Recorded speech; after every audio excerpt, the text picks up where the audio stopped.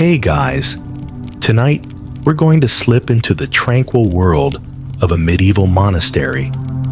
Imagine the stone walls that have stood through centuries, the kind that are so thick they could outlast a decade of procrastination. There's a quiet chill in the air, like the kind that kisses your face when you crack a window on a winter's night. You probably won't survive this cozy ambush, but seriously, what a way to go. Before you get too comfy, feel free to tap like or subscribe, but only if you're genuinely enjoying the calm around here. Tell me where you're listening from and what time it is over there. I love seeing how far this sleepy little journey reaches. Now, go ahead and lower the lights. Maybe let a fan hum in the background, and let's drift gently into tonight's story together. So, picture this. You wake up not to the shrill blare of a phone alarm, but to the soft, somehow authoritative rustle of robes. You're in a medieval monastery, and dawn is like a soft symphony of shuffling feet on cold stone. Monks glide quietly toward the chapel, moving in that oddly satisfying rhythmic pattern that a TikTok cleaning video editor would envy. The air is cool, crisp, as though the world is still deciding what it wants to be today, and you rub the sleep from your eyes as you wiggle your toes against your woolen socks. Not exactly cashmere, but cozy in their own medieval way. Now, instead of diving into emails or scrolling through endless memes, you begin your day with morning prayers. It's a meditative practice, almost like yoga without the downward dogs or the sprinkled-in promises of a discount at your local chai latte spot. The chants create a soft, harmonic hum in the air, resonating in those high, vaulted ceilings, transforming the sleepy murmurs of waking into a soothing lull that could, honestly, send you back to dreaming if you let it. Here's where it gets a little quirky. Each monk has his spot, like how you might have a preferred side of the sofa for optimal TV binge watching.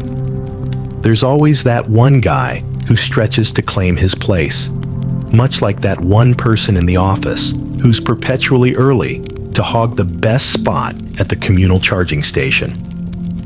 Historians still argue whether these morning routines were genuinely spiritual or just an excuse to dodge the less glamorous chores of monastic life. But it's probably a little of both, because who doesn't love a good multitasking moment? You might be pondering life's grand mysteries, or, just hoping breakfast includes something more than gruel. After prayers, you wander off to the monastic gardens. Picture rows of herbs and vegetables, a sort of medieval Pinterest garden board. The smell of fresh earth and blooming lavender should surely get some likes. One quirky tidbit: medieval monks believed in the power of herbs, not only for healing, but also for warding off dragons, which were all the rage in myths back then. It's the kind of thinking that makes you wish your rosemary pot could do more than just wilt on your windowsill. Some mornings, there's a sense of eager chatter in the air, despite the vow of silence. Their gestures animated enough to fill the quiet gaps.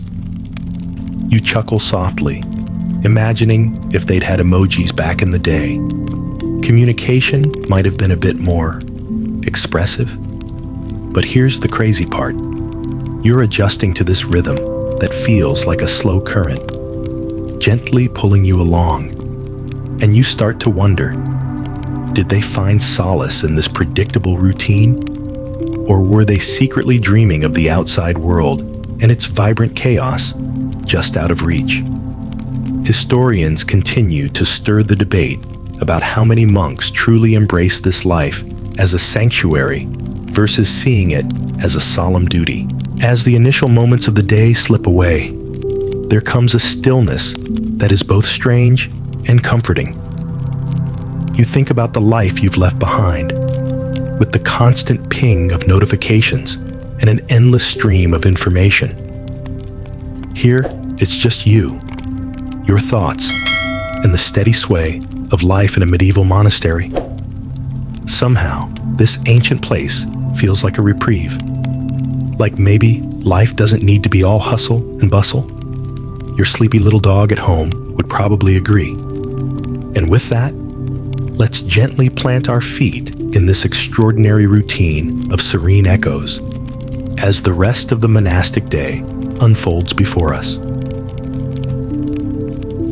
Now, as you settle into the cadence of a medieval day, the monastery propels you toward the daily chores and quiet contemplation that fill the morning. Sure, these aren't the well-structured to-dos of a digital planner, but they still manage to have their own charm. You shuffle down the corridors with your fellow monks, each step echoing like some ancient percussive beat. Only instead of dropping an epic mixtape, you're dropping into a routine as old as the dusty scrolls tucked neatly away in the library. Here's a historical fact to ponder as you sweep. Back in the day, cleanliness wasn't just next to godliness. It was a distinct sign of spiritual discipline. Every task, from the seemingly mundane sweeping to the meticulous organizing of books, wasn't just about maintaining order, but an exercise in focusing the mind and body on the divine. Yes, your Monday morning clutter clearing, medieval style. As you engage in sweeping the dusty cloisters, you come across Brother Peter's peculiar collection of oddly shaped rocks. There's always a Brother Peter, right? The guy who spots faces in the moldy ends of bread loaves. He claims these stones hold spiritual powers. Or maybe he just needs a new hobby. Either way, they have stories etched in their rough textures, kind of like the way you might stoically defend your old mixtapes for their emotional significance. Historians still debate whether these repetitive tasks and rituals were more about spiritual cleansing or just a medieval way to keep everyone from zoning out into existential dread. Honestly, the former is probable, but let's not rule out boredom. Because who among us hasn't taken up yoga or started knitting during unexpectedly free afternoons? A light chuckle emerges as you glance at your reflection in a small puddle, a medieval selfie, if you will. Your tonsured hair catches the morning light in the oddest way, and you think, am I really pulling this look off? Styling options were, let's say, limited back then. Yet it's peculiar how much the monastic lifestyle revolves around the renunciation of vanity, even if you do wish you had some medieval equivalent of conditioner. Next, you find yourself staggering toward the library, drawn by the allure of silence and the faint scent of illuminated manuscripts. The library is what you might call the monk's version of the internet, a vast, textured world of ink and vellum that harbors secrets and knowledge just waiting to be uncovered. It's got all the rich drama of your deepest Wikipedia dives at 3 a.m., minus the blue light. While dusting thick tomes and feeling the worn pages slip between your fingers, you can't help but feel the weight of history pressing into your skin like a gentle reminder of your place in the timeline.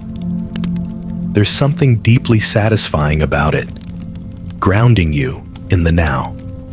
It's funny, a kind of bookish calm descends on you, where even the dullest task becomes a dance with centuries-long tradition, like a comforting playlist on shuffle.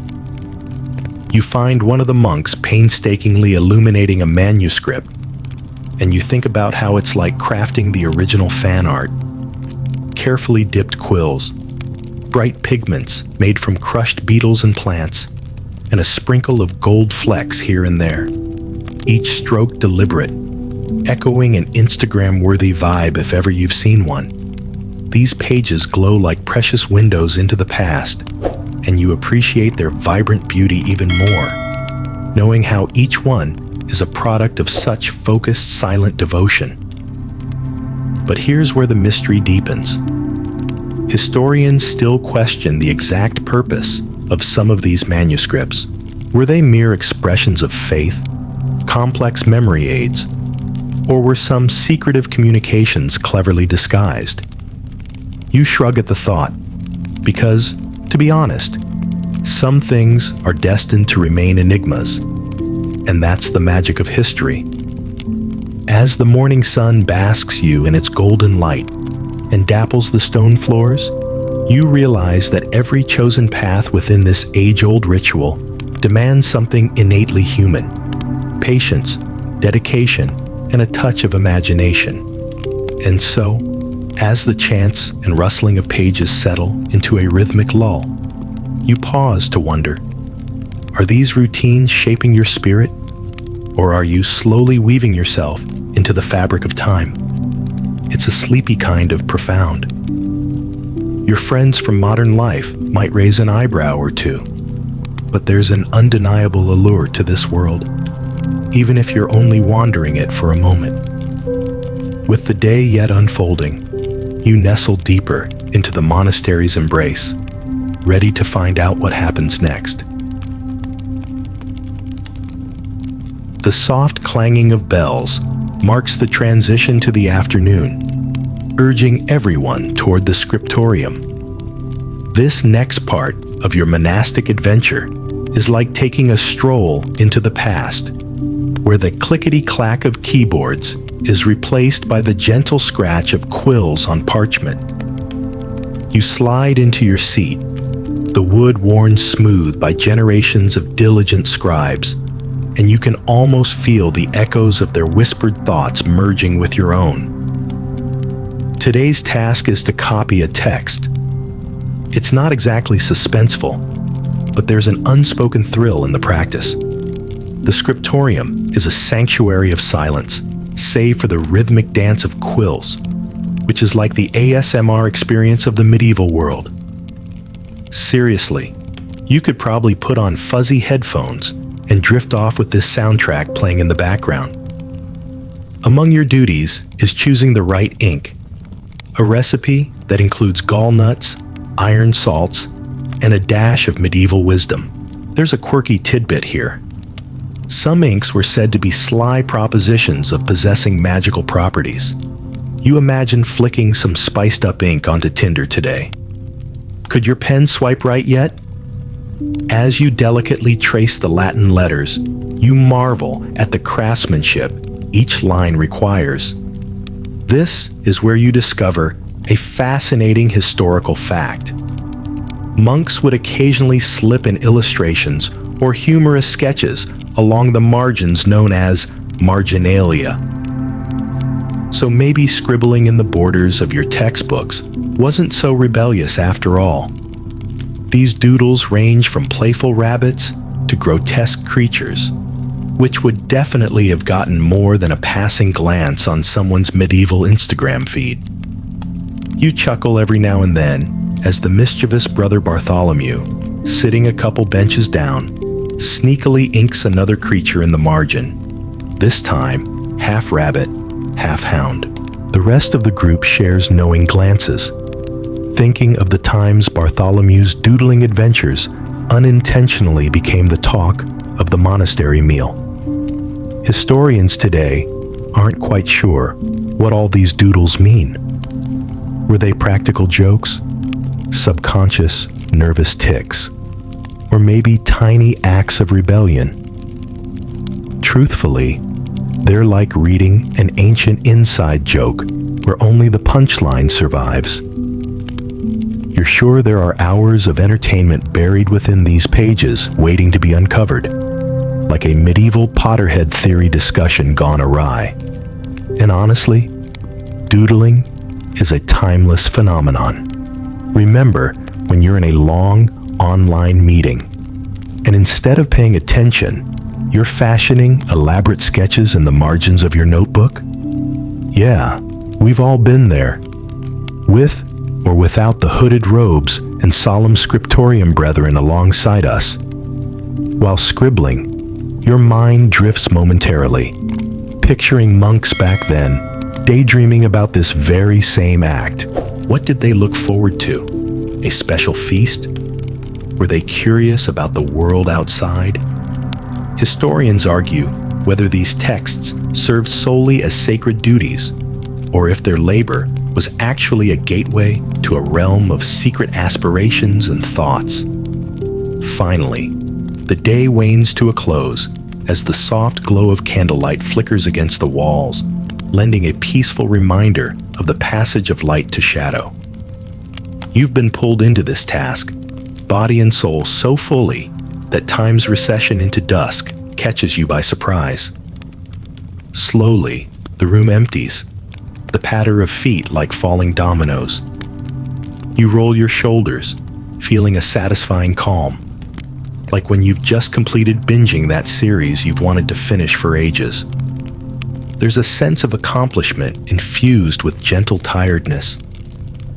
As you wrap up in the gentle embrace of twilight, the scriptorium offers comfort, its walls echoing softly with the murmurs of history. You feel a strange kinship with those long-ago scribes, as if you've shared more than just tasks today. You've shared a window of time, a glimpse into their soul-stitched day-to-day, colored and gentle in its simplicity.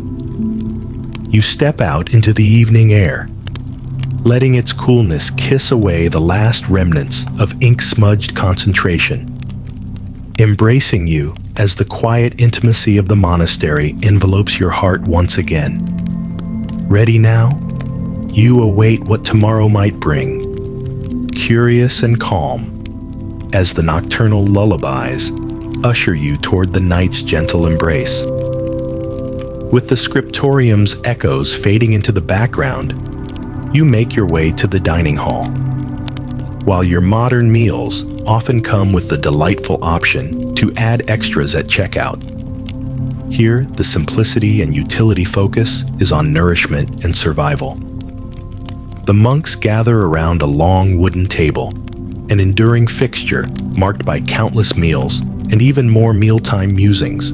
Tonight, the fare consists of thick, hearty loaves of bread, along with a stew that has been simmering gently over the hearth, its aroma curling into the nostrils, warm and inviting.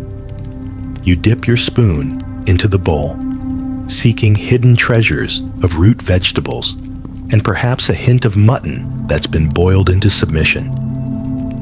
There's a comfort in routine, much like reaching for that trusty cereal box, bleary-eyed and unbothered during late hours kitchen wanderings. Here's a historical tidbit. Their diet was mainly vegetarian due to religious restrictions, with indulgences in meats reserved for special occasions or when sickness lingered in the cloisters. Bread was a staple, and each monk received an allowance in loaves called a daily dole, proving that monks were the original carb fans. Move over, unleashed pizza cravings. The meal is quietly interspersed with the readings from scripture. Or sometimes, if you're lucky, the comedic memoir of a prior abbot who had a knack for leaving everyone with a snicker, the medieval bedtime story equivalent. Brother Cuthbert's deep voice provides a rich undertone, his stories weaving through the dim air like the raised toast at a particularly nostalgic reunion, providing context and comfort with each syllable. Now, here's a peculiar thing. In some monasteries, it was believed that the presence of small animals during meals encouraged joy and kindness. So you might find a stray cat winding its way among the diners, plausibly contemplating its own past lives, or, frankly, just on the prowl for that stray stewflake. Historians still debate whether this inclusion was symbolic or merely evidence of how cats had already started their universal takeover early on. An empire, just with really lazy subjects. Honestly, it's likely a bit of both. You imagine your own four-legged furball finding its place here with ease. Your spoon clinks softly against the bowl as you consider each morsel, the taste grounding you, almost like those moments when you scroll through your feed, pausing to savor a well-chosen meme couplet created by a favorite content wizard. Think of it as a social media cleanse for the modern monk, a return to pure experience without the clutter of loops and GIFs. Somewhere between supper and serenity, you find your thoughts gliding to the unpredictability of festival days. In these ancient walls of piety, celebrations were bursts of color, laughter, and unity, throwing open a door to joy where everyday life tiptoed. Historians point out that these feasts might have doubled as a mood lifter, kind of akin to the unexpected pleasure of having your favorite song sneak into a shuffled playlist. As the meal draws to a close, the monks slide seamlessly into whispered conversations, a gentle ripple of voices that drifts like a cool breeze through the hall. You think about modern dining with its Instagrammable frets and judgments. How lucky these monks are to be free from the tyranny of "did you even eat it if you didn't post it?" syndrome. Here, the notion of connection lives solely in the unspoken nuances of a shared glance, a knowing nod, a headache avoided. Soon enough, the bell calls yet again, punctuating the end of this peaceful break, ushering in evening prayers. You find the ritual tones of Vesper chants strangely calming, a presence that wraps itself around your fatigued thoughts like a favorite blanket. Whether it's the drone of your mind's playlist or the hum of a beloved fridge back home, this sacred melody nestles in, soothing the edges of your busy mind. As the day gently winds down, you feel the completeness of this cycle, a day balanced diligently between stillness and reflection, within a world that colors every routine with respect.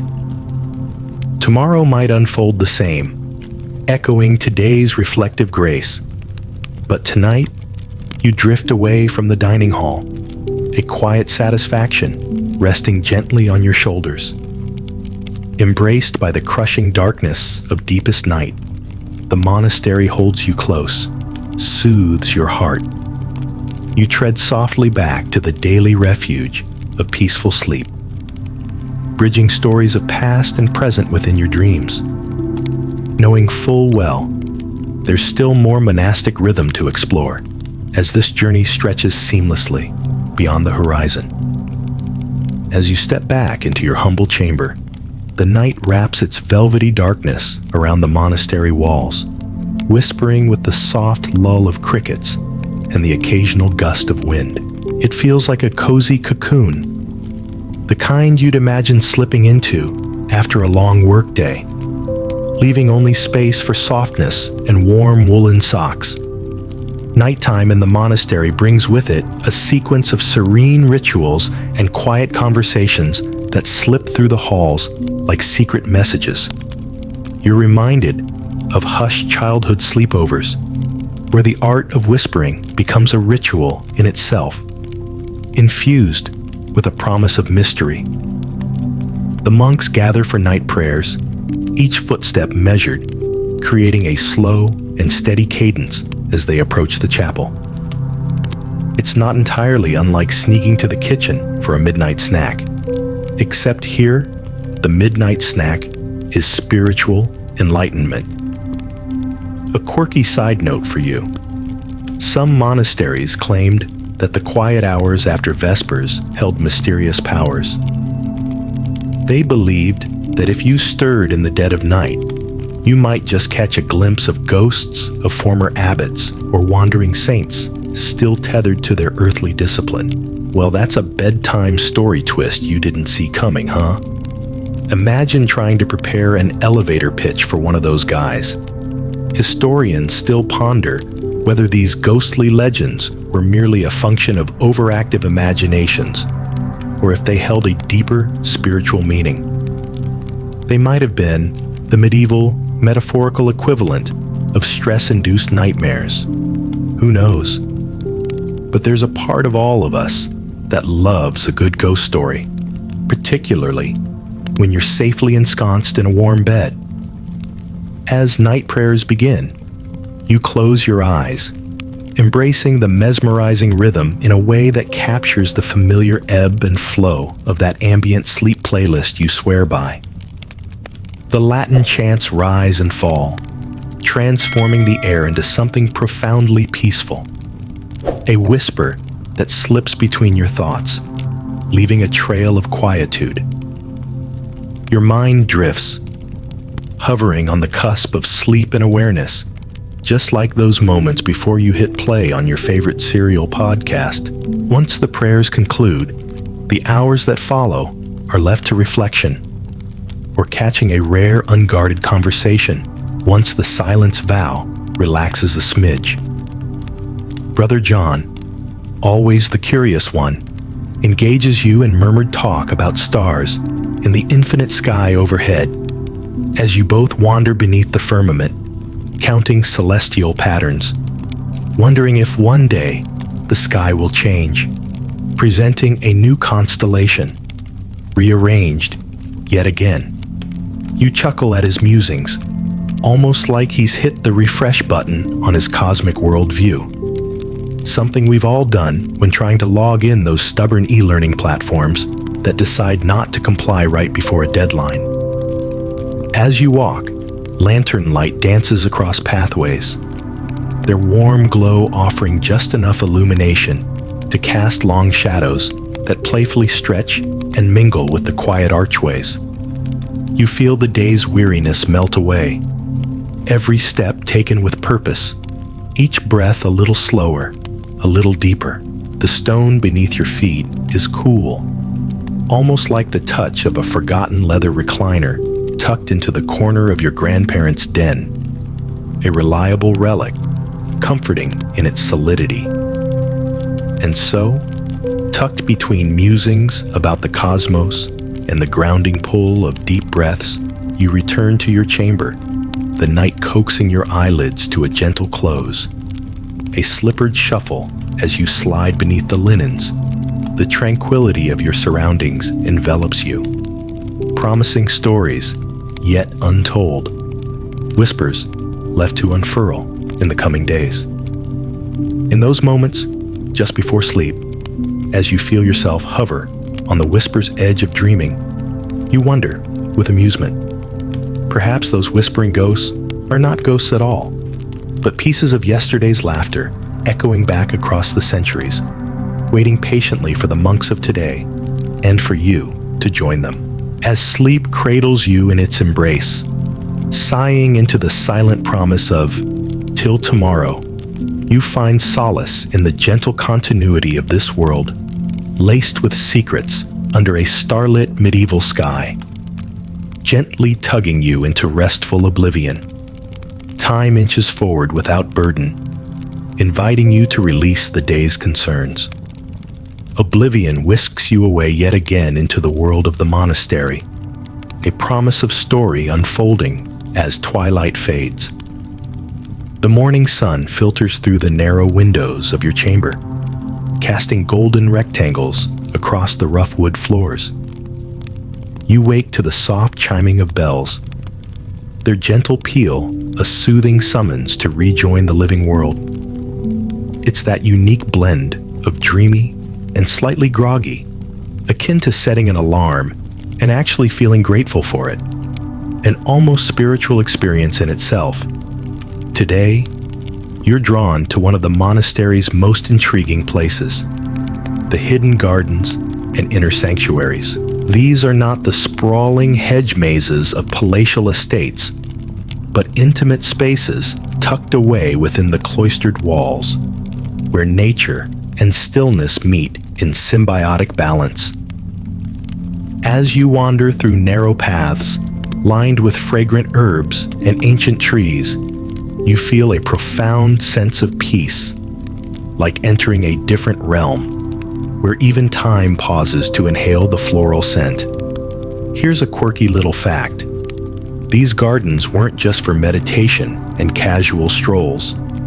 They also served a practical purpose, filled with medicinal plants that could rival any modern pharmacy. Monks were quite the herbalists, unraveling the mysteries of plants, whispering their secrets to one another like a game of botanical telephone. Got a headache? Try some mint. Heart's a little heavy. Maybe some rose petals in your tea. There's always been something comforting in the idea that Mother Nature has a remedy for whatever ails you. As you explore, your fingers brush the leaves of rosemary and lavender, releasing their calming essence into the air. You pause to sip water from a stone fountain, its trickling sound a gentle reminder to breathe. The gardens are alive, murmuring in response to your presence, as if they're holding on to stories, secrets woven into the very soil. Historians are still piecing together just how much knowledge was accumulated and passed on in these quiet spaces. Were they schools of secret herbal wisdom or humble places of healing? Or perhaps they were both, a natural amalgamation of learning and solace. Like an ancient version of those wholesome online forums sharing well-kept life hacks, you chuckle softly to yourself, imagining a monk logging in to this green space, surfing the leaves for today's news, new inspirations, or just to enjoy nature's memes. A cloud passing in the shape of a dolphin, a squirrel performing acrobatics, or the baffling hilarity of a bee dancing its intricate air jigs among the blossom. There's a mischievous sense of wonder, too. Stories abound of relics and treasures hidden within gardens, medieval Easter eggs you didn't know you were hunting for. Did a previous monk bury some precious artifact here, hastily forgotten, now cradled by roots and soil? Perhaps you'll find a secret pathway hidden beneath ivy, or stumble upon an ancient inscription that's waiting for modern eyes to decipher its script. Your imagination paints pictures as you meander through these leafy corridors, feeling your steps slow and your heart lighten. In moments like these, you realize the garden doesn't simply offer peace, but a promise of enchantment, a retreat where the natural world mirrors the mind's most secretive corners, nurturing them to grow in unexpected ways. As the morning unfolds, you settle into a sunlit nook, letting the beauty of this sanctuary seep in, filling the porous spaces of routine with calm, nuanced joy. The daily rhythm is softer here, lulled by nature's gentle exhalation. And so, with the afternoon approaching, you find yourself more rooted and ready to face the day. The monastery's embrace is one of quiet understanding, reminding you that even within quiet walls, life blooms vibrant and alive, ready to reveal itself to those willing to wander and wonder amid its hidden treasures. The gardens fade into the background as the next chapter of the day begins to unfold. No rush, no urgent calls, just the feeling of being serenely tethered to the earth, as though time has slipped its grasp on this peaceful slice of history, where you're free to wander and explore at your own gentle pace. After savoring the serenity of the monastery's gardens, you find yourself drawn into the hushed hive of activity that comes with preparations for a festival. A rare and delightful occurrence, these celebrations paint the otherwise muted monastery life with brilliant strokes of color and sound. It's like having Christmas and a Renaissance fair rolled into one, a quaint yet exuberant break from the usual routine. Festivals in a monastery might sound paradoxical, but they were important occasions, offering a slice of festivity to the piety and simple living that defined monastic life. Historically, these were times for gratitude and community, as well as a moment for the monks to let their inner child dance a little.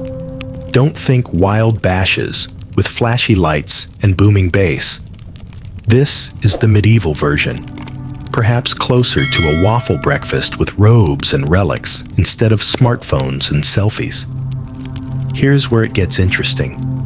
Monks took these festivals to heart, decorating with whatever nature provided and crafting delicacies that tasted like joy wrapped in modesty. If TikTok had been around, you'd be sure to see a few monks go viral with their humble feats of hoopla or sweet treats. Remember, they were the originals when it came to baking sourdough. The preparation of the festival feels wonderfully communal, with everyone having a role to play, each task a piece of an intricate tapestry. You lend a hand here and there, whether that's hanging garlands of flowers or assisting Brother Bernard in stirring cauldrons of steaming stew. Its warmth rich against the crisp air. There's a mix of sacred and silly during these celebrations, a blend not unlike your favorite pop song, peppered with unexpected verses that keep you guessing. Brother Anthony, infamous for his love of theatrics, takes center stage with an uproarious reenactment of a biblical tale, complete with cheeky asides that have the normally serene faces of gray-robed monks cracking into broad grins. It's like the medieval equivalent of a meme challenge, bringing out the smiles and chuckles. The quirky twist? Animals often served as part of the lively hide-and-seek. Some monasteries indulged in the Feast of Fools, where monks allowed themselves to swap roles, dressing in absurd costumes and cheerfully letting chaos reign. Safely contained within towers of their abbey walls, of course. Historians puzzle over this, wondering if it was simply a practice in humility or a clever method to vent the daily solemnity. Perhaps a bit of both, as laughter and order do their own intricate dance. As the day's early light fades into the warm embrace of evening, tables laden with food become focal points. Stews, breads, and yes, even a small roast or two, carefully prepared to honor both body and spirit. Celebration mingles with reflection, like that quiet moment when everyone at a gathering simultaneously quiets, reflects on shared happiness without needing words. You glance around and soak in the genuine camaraderie, the laughter that's as nourishing as the fare. There's a joyous simplicity in this moment, like sharing hot chocolate on a frosty night, where warmth extends beyond the cup to the whole room. With dusk deepening, lanterns are lit all around, casting a golden glow over everything, much like an Instagram filter that adds just the right amount of nostalgia. The monk's song rises, filling the air with harmonious notes, a tapestry of sound you humbly find yourself weaving into. Finally, as the festival winds down, you realize that even in this cloistered world devoted to quiet contemplation, there is space for lightheartedness and laughter, a gentle reminder that joy was always meant to be a shared endeavor, and that sometimes a well-placed chuckle or the taste of something special can be a deeply sacred thing, binding hearts together more thoroughly than any sermon. With the day's merriment beginning to fade, you feel your spirit lifted, the kindness binding the monastery filling the gaps where modernity sometimes wedges itself in. Ready to wander back to the more subdued rhythms of daily life, you feel the festival's warmth wrap around you, setting your heart aglow in the way only moments like these can. As the last echoes of the festival quiet down, life in the monastery returns to its gently predictable flow. But don't let that fool you. While serenity reigns on the surface, the undercurrents of monastic politics are a bit like trying to discern the plot twists in a soap opera via whispered asides. You find yourself drawn into the small dramas that occasionally spice up life here, despite their understated nature. There's the usual jockeying for positions of responsibility, low-key rivalries over trivial matters like the best seat in the scriptorium, or the secret hope of being assigned the next batch of illuminated manuscripts. It's surprisingly relatable.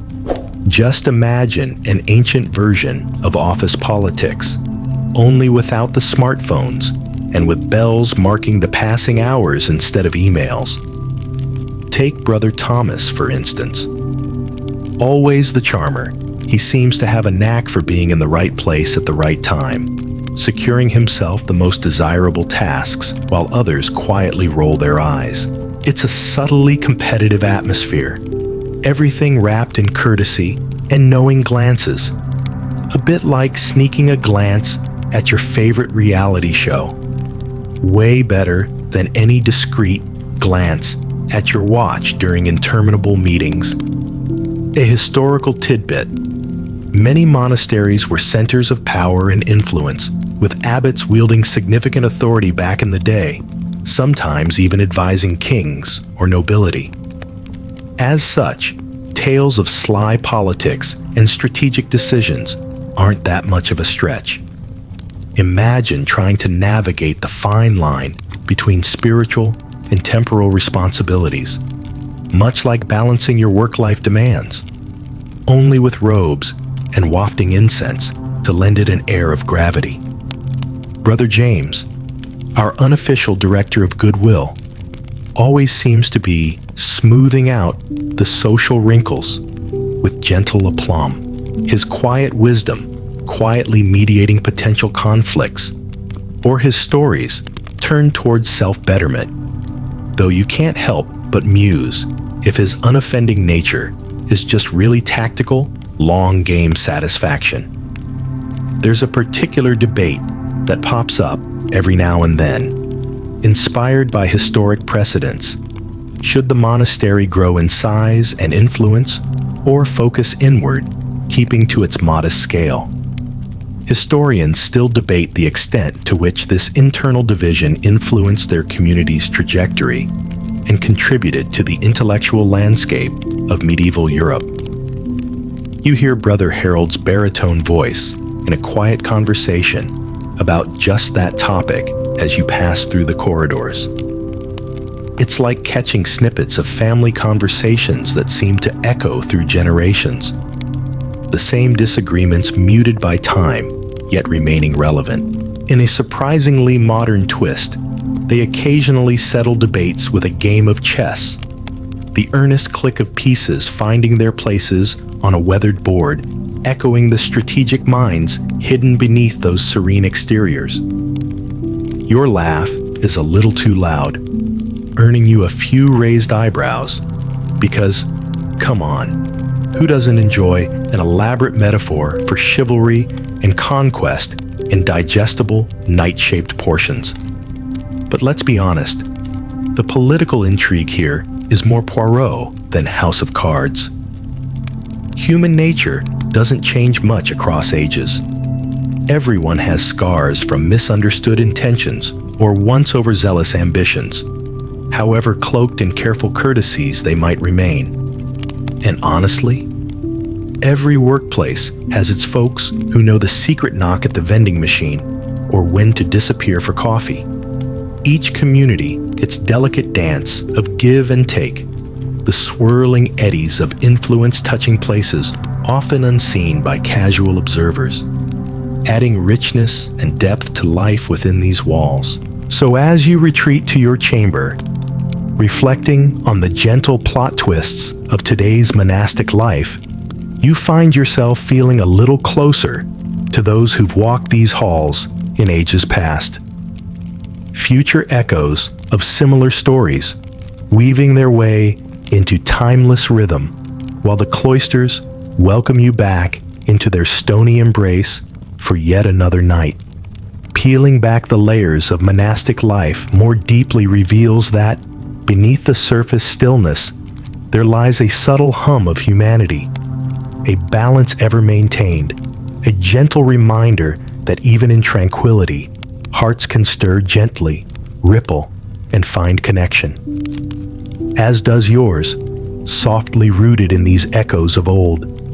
With each passing day in the monastery, you come to appreciate the delicate balance of ancient traditions and those inevitable modern twists that subtly sneak their way into even the most sacred of routines. While life here may seem rigidly timeless, it turns out innovation has always found a way to weave itself into the fabric of these storied walls. You start the morning once more with quiet prayers, a daily affirmation of continuity and solitude.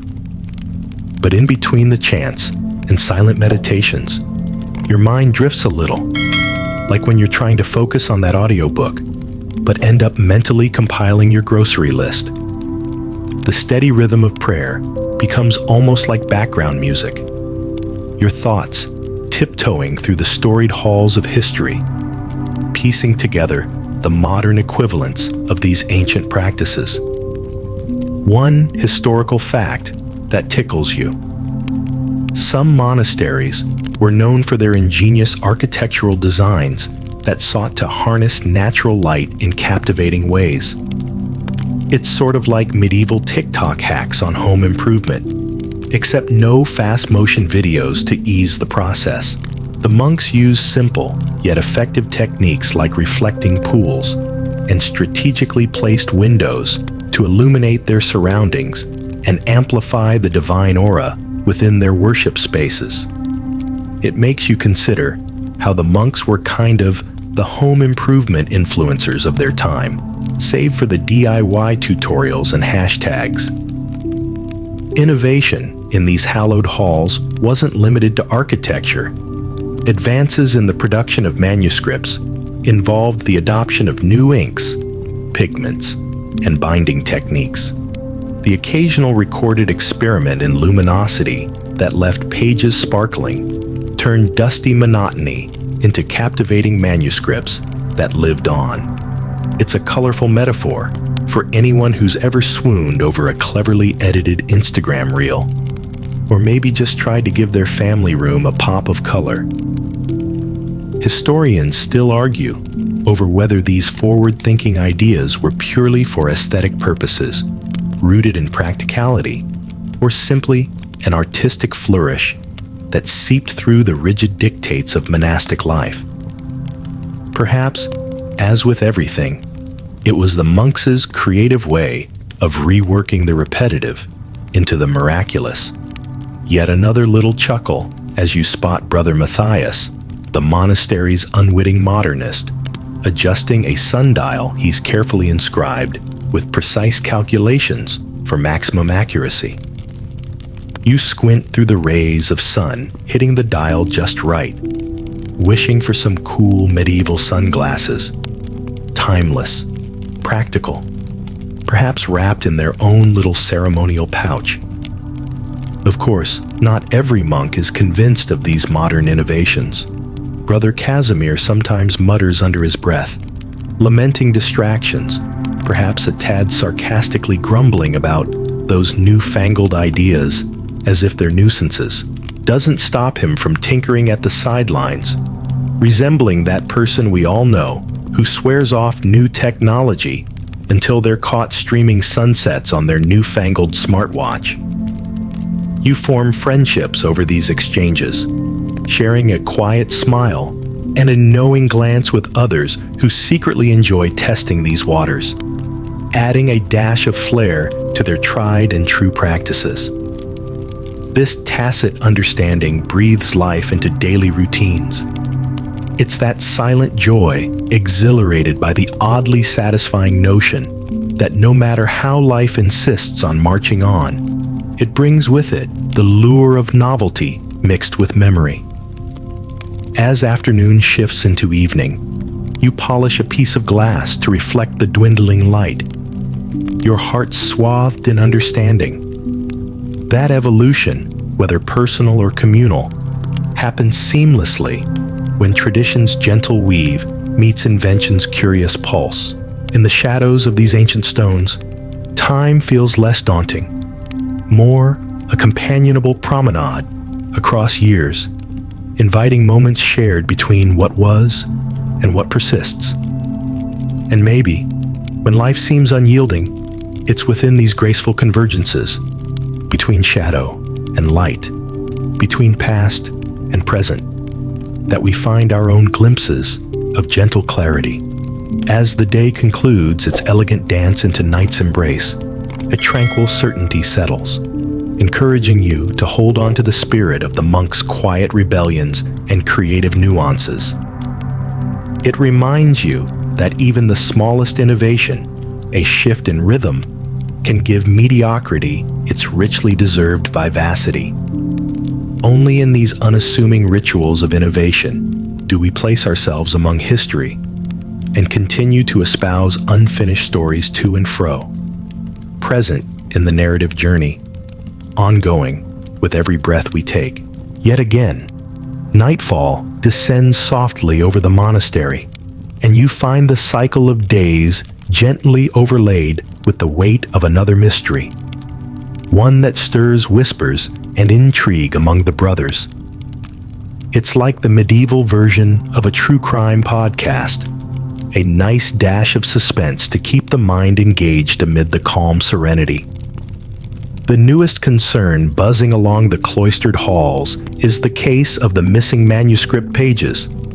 It's like when your favorite show's next episode is mysteriously missing from your streaming service, leaving you wildly speculating about who, among the usual suspects in their robes, could be the mischievous bibliophile.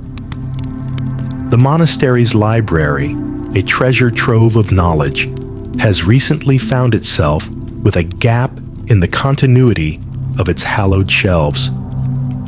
A collection of pages has vanished from one of the scriptorium's most prized texts, leaving everyone scratching their heads, and more than a few nibs. It's a moment when you expect shadows to hold secrets, the corners of the monastery feeling a little less predictable, a little more Shakespearean in their ambitions. Cue the soft echoes of monks gliding through corridors on a whispered quest to unravel the mystery. It all carries the subtle theatrics of your favorite mystery novels, where everyone seems to get in on the sleuthing game. The pages in question? Well, they aren't just any pages. They contain detailed accounts of herbal remedies, leaves inscribed with both medicinal tips and, curiously, depictions of imagined creatures and mysterious symbols. These annotations often gave a bit of color to the medicinal, a flourish to the factual. Quirky tidbit: some historians believe monks added these drawings to bring light-hearted nuance to their otherwise precise work, an authenticity and whimsical creativity etched into the fabric of otherwise solemn study.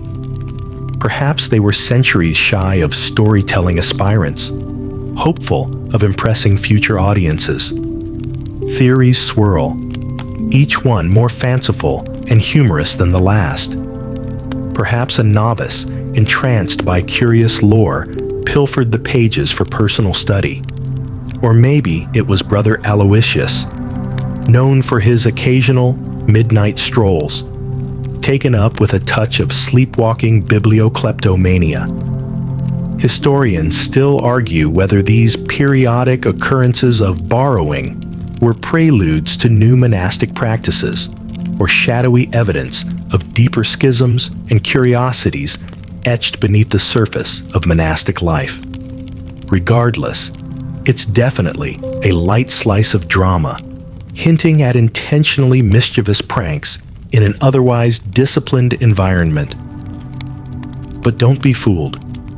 Beneath the innocent mischief is an appreciation for these scribes and scholars. Their small, defiant act is a reminder of the timeless interplay of reverence and rebellion. Not so unlike staying up far too late, sneaking in one more chapter, hoping for enlightenment through shared amusement. As you join the investigation, ever so discreetly, the nocturnal mystery winds itself around your next steps as you very deliberately peruse the shadows.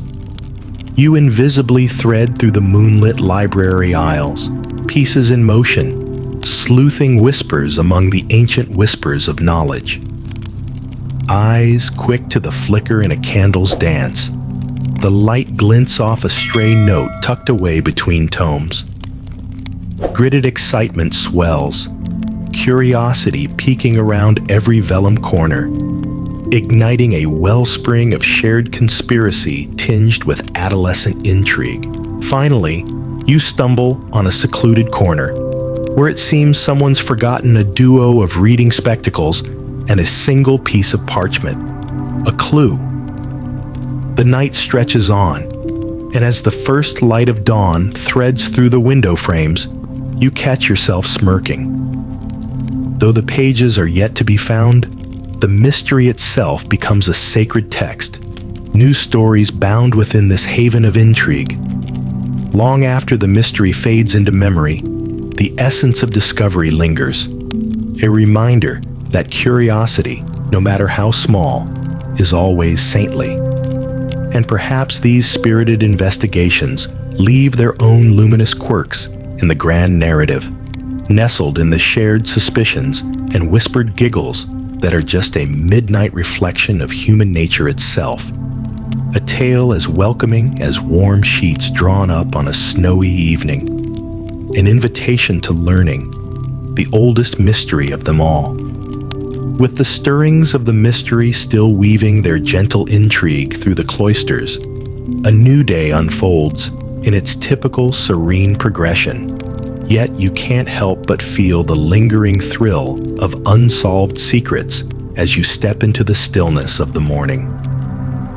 Life here is a puzzling weave of the extraordinary within the ordinary, as if every stone in the monastery has its own tale to tell, constantly keeping you on the edge of historical discovery. It's like when you walk into a room with a vague sense that something significant happened there, even if you can't put your finger on it. Breakfast is a simple affair. The rhythmic breaking of bread and the shared clanking of spoons on wooden bowls create a comforting symphony in the cool morning air. During meals, it's easy to drift back to the whispered theories exchanged last evening.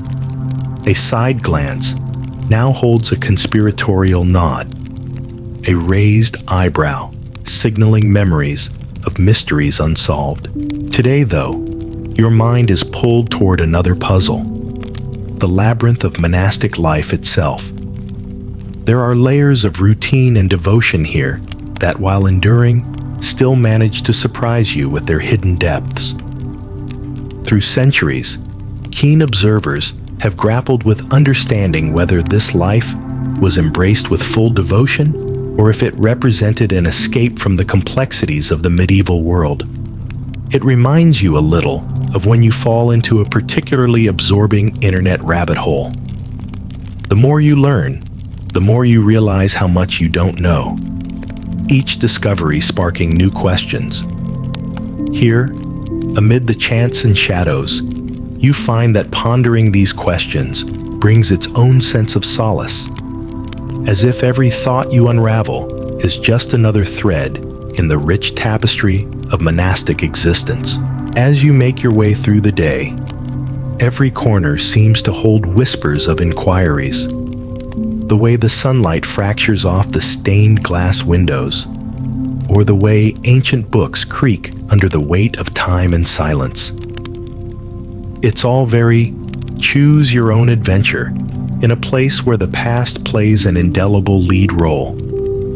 There's something about the steady march of these monks that prompts your own contemplations. Historians argue about the extent to which monasteries were self-sufficient, raising questions about reliance and independence. Did these establishments thrive due to their ability to adapt, or was it their rootedness in tradition that provided stability amid changing times? You realize that this kind of existence allows for a range of emotions, everything from joy to quiet introspection. It's not so different from waiting out a mild existential crisis over a cup of tea, letting ideas seep and blend until they taste just right, never rushed, only allowed to inhabit and resonate within you. Throughout the afternoon, the gentle cadence of the monastery's life continues to hold you in its protective calm. Each task, whether it's tending to the chantry or mixing honey with herbs for a quiet remedy, becomes a meditation, allowing you peace in thought and motion that most modern self-care apps would strive to emulate. The hours flow softly together like pages of a particularly engrossing novel, one where even the footnotes carry tales worth knowing. It's hard not to admire how the monks have captured something timeless, a peace that slips gently beyond the grasp of language into the realm of feeling, a quiet clarity amid complexity. As the day winds down into a golden-hued dusk, you quietly acknowledge that some mysteries and puzzles are meant to linger, not for solving, but for pondering. By resting on the threshold of history's secrets and humanity's contradictions, you find your heart lightened, wisdom gleaming in the understanding that some questions are best lived than answered.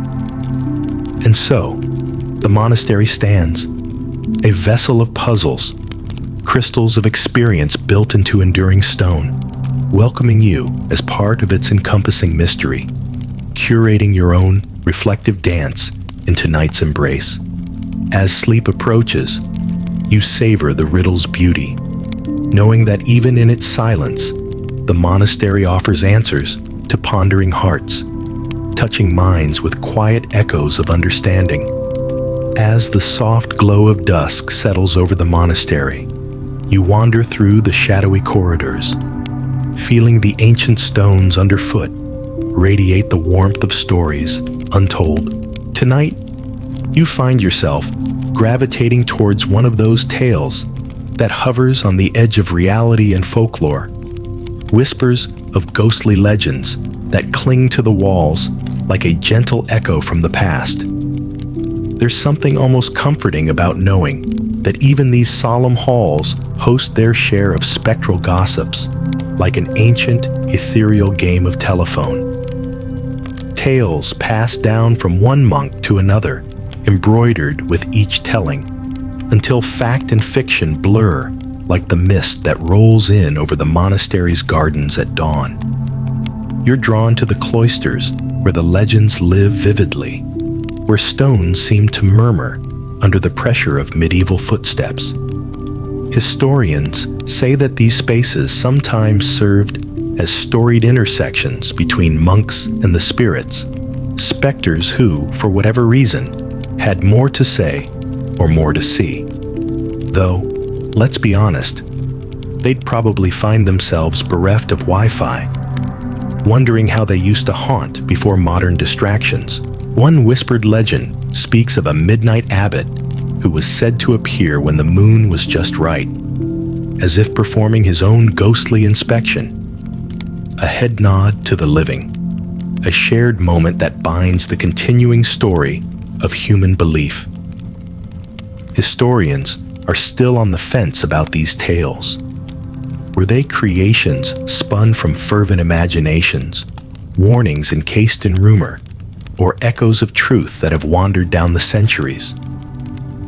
It's one of those eternal mysteries, like trying to remember the remnants of a forgotten dream come morning light.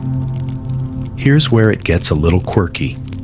Some recount sightings of smiling ghosts appearing during festivals, sharing jokes that nobody can quite remember, but everyone inherently finds amusing.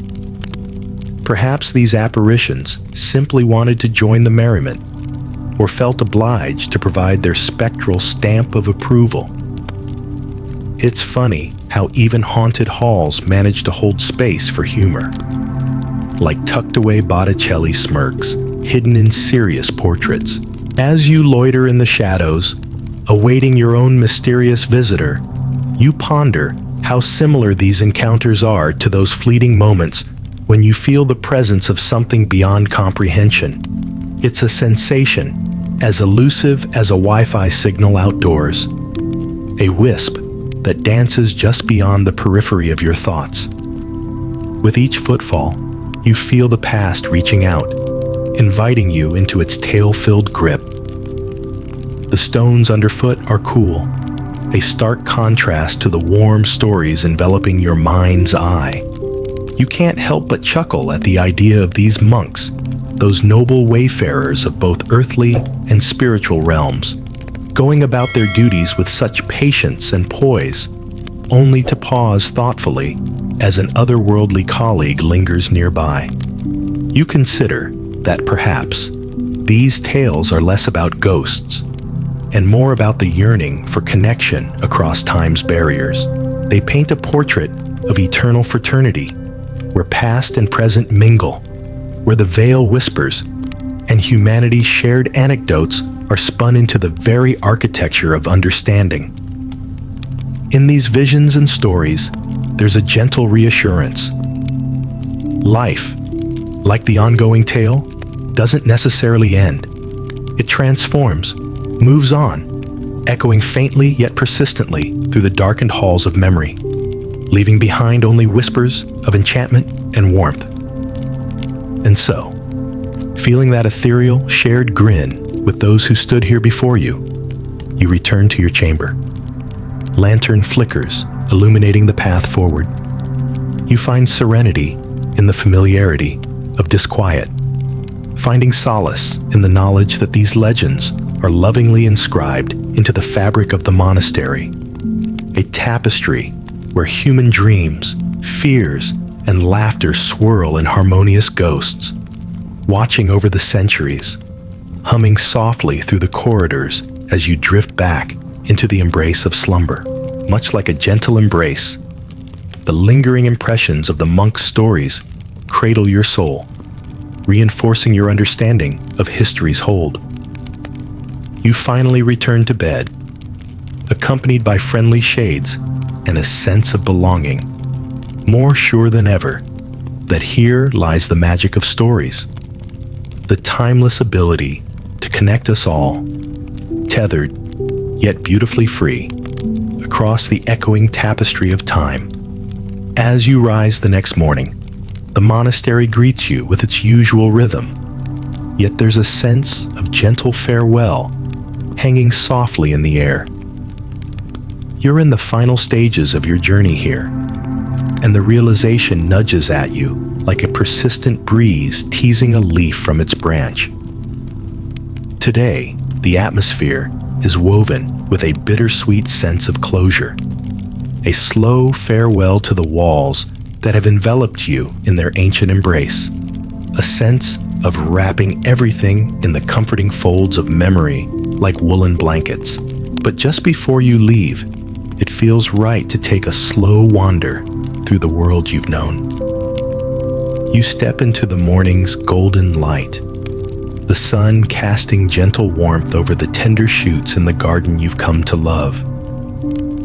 The roses are in bloom, whispering secrets of resilience and beauty with each gentle sway in the breeze, much like the rhythms of this living, breathing place that has grown to be a cherished chapter in your story. With each step you take, you find yourself savoring the whispers of the past. You notice the little things. A worn step leading up to the chapel, polished smooth by time and devotion. The rustle of robes moving like a series of quiet sonatas. It's all comfortingly ordinary and yet profoundly moving, as if each detail belongs to the collective memory shared by everyone who's passed through these halls. At breakfast, you take your time, savoring each bite of bread and sip of hearty broth, the nourishment both simple and beloved. Around you, The monks smile with a gentle understanding. The fellowship of shared breakfast, seemingly a bestowed moment of camaraderie, a reflection of the broader communal bond that's grown between you all. It's that familiar feeling of sharing a meal with old friends, one you've laughed, debated, and sat in silence with over countless mornings. There's a part of you that ponders, what awaits beyond these hallowed walls? It's a question that vibrates, threaded with adventure and a touch of anxiety, like those moments in life where you stand on the cusp of change, all too aware of the transformation ahead, but slightly holding back to savor the present a little longer. Historians still marvel at the dichotomy of monastic retreats. They were places of retreat and introspection, yet their inhabitants were far from isolated, often serving as vital connections to wider medieval society. This contradiction dances in your mind as you pack your belongings, fitting stories and memories into their corners like a Tetris puzzle of cherished relics. Saying goodbye to something so thoroughly entwined with a part of your self-discovery feels a little like turning the last page of your favorite novel.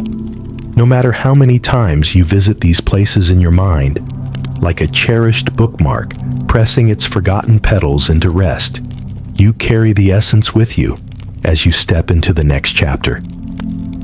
As the sun dips lower, casting a honeyed glaze upon the stones, you gather one last time with the brothers for a final evening prayer. The melodies and chants wrap around you, inviting a peace that feels like a whispered blessing, a lullaby for the departure ahead, resonating with a timeless rhythm you can almost hold in your hands. Finally, under the twilight's gentle watch, you make your way toward the gates, stopping for a moment to breathe in the serene stillness, taking one last look back. And there it is, the exquisite interplay of shadow and light, a scene that seems to capture every memory and emotion in its frame, a tableau vivant of what the monastery holds. With a small smile, you step forward, ready to descend into the landscape beyond, knowing you carry more than belongings. You carry a story, rich with the whispers of those who came before, of those spirits that perhaps watched over you during your stay, a story that guides your steps and forges the path into the great mystery of what comes next. And as the gentle hum of monastery life fades into the distance, your heart is light and full, your spirit buoyed by the journey, and the world that waits for you feels vast and welcoming. As night wraps around you, so too do the enriched tales of this ancient sanctuary, a snug cocoon of memory woven into your story forevermore, reminding you that the past and present are never truly separate, but eternally and beautifully intertwined. With the weight of the monastery's history gently tucked into your heart, you descend the path, leading away from the familiar stone walls. Each step seems to echo with the whispered farewells of monks and phantoms alike, a tapestry of time that drapes itself comfortingly over your shoulders. The path winds through a landscape that feels both intimate and boundless, a fitting transition from cloistered life to the varied cadence of the wider world.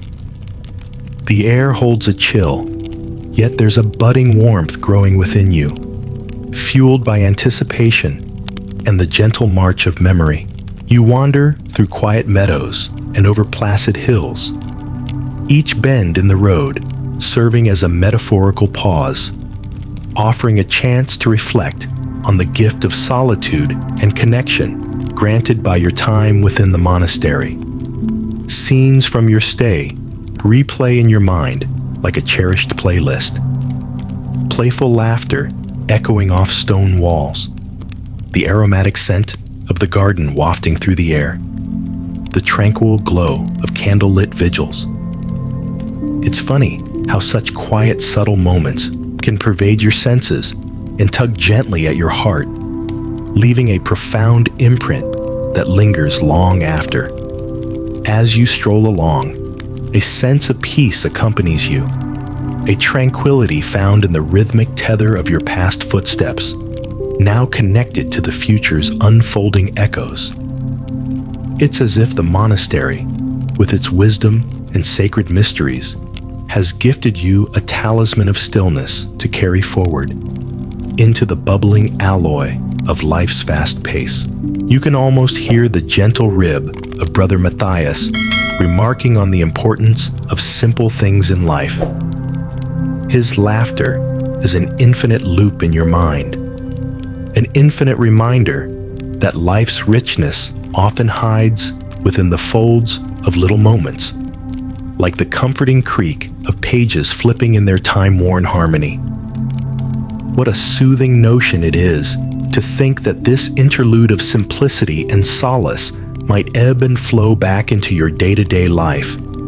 A gentle reminder that sanity could be carved from serenity, that peace could be drawn from an ancient source and applied like gentle balm to moments of disquiet.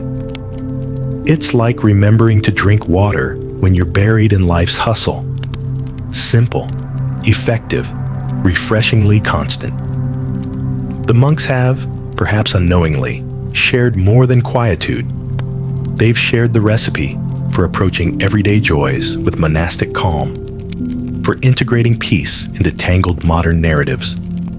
As twilight draws its curtain, a small village appears on the horizon. Chatter wafts through the dusky air, echoing the universal hum of village life. Lights from windows spill golden trails onto the cobblestone paths, their hues mirroring the warm lantern light back at the monastery.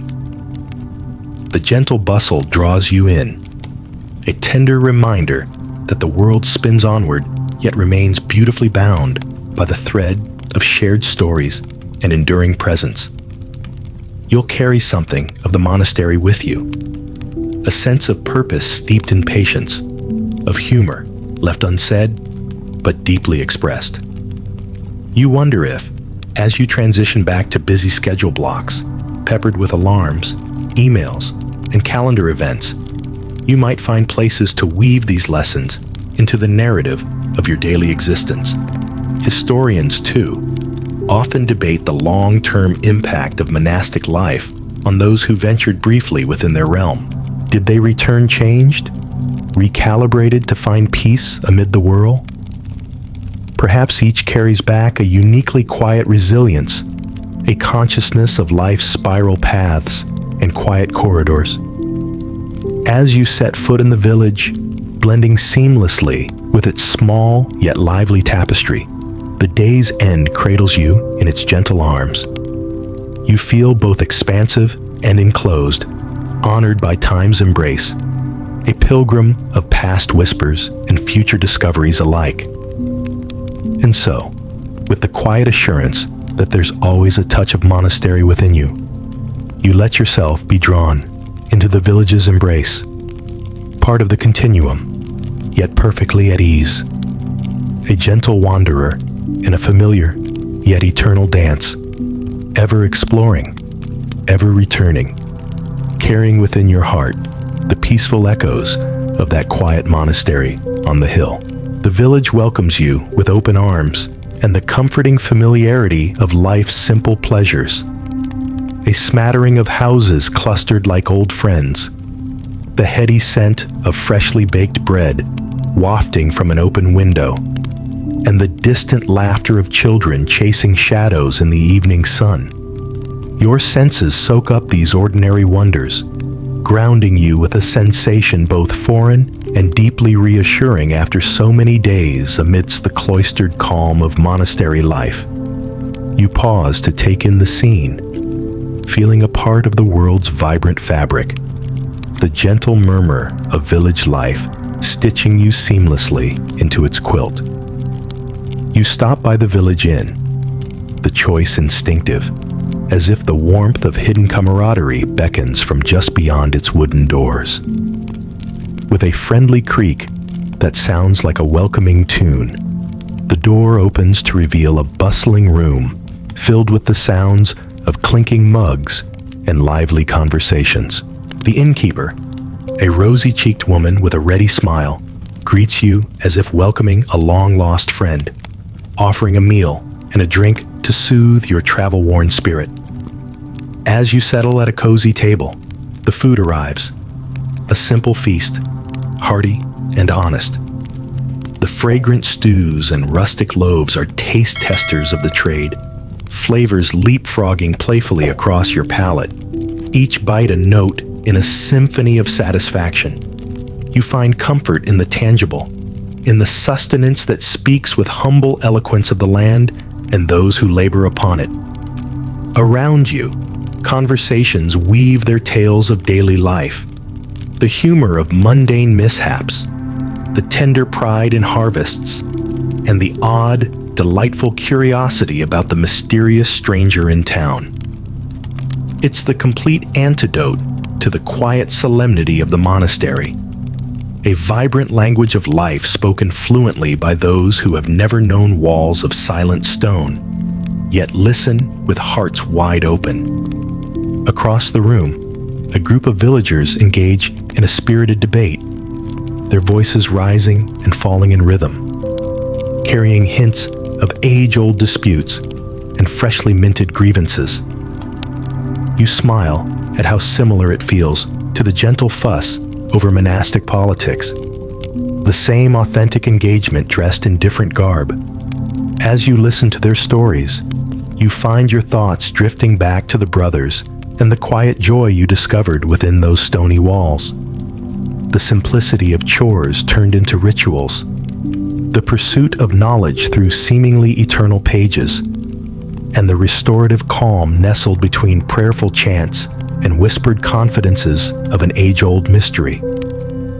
It's as if you see their faces reflected in the worn faces of the villagers around you, each line telling the story of their own path, a reminder that whether cloistered or free in the bustling world, life's core callings remain inherently human. There's a special kind of laughter shared among those villagers, one that swings from the belly, uninhibited and ephemeral, a playful counterpoint to the scholarly smirks tucked away within the monastery archives. It's an unspoken truth. Joy is found in the small spaces between moments, unrushed and unguarded. Then, as the evening wears on, you sip your drink and gaze at the village folk, wondering if you'll recall this moment just as nostalgically as those spent among the monks. In pondering where the line between historian and participant blurs, where the simplicity of days unfurls like pages in the book of time, each a unique imprint, each an invitation to understand. Peering into your mug, nestled within the hearth-like warmth of the inn, you permit yourself to savor these human echoes that conjure smiles to your lips and shadows into light. Transition and belonging merge into a shared narrative, a soft tapestry of life itself, thriving amid continuity and change. With a heart nourished by both people and place, you lean back and watch the night draw in, feeling at once a solitary traveler and an indelible thread in the tapestry, the beautiful dance between memory and present, a vast continuum that gently holds, welcomes, and inspires all who journey within its embrace.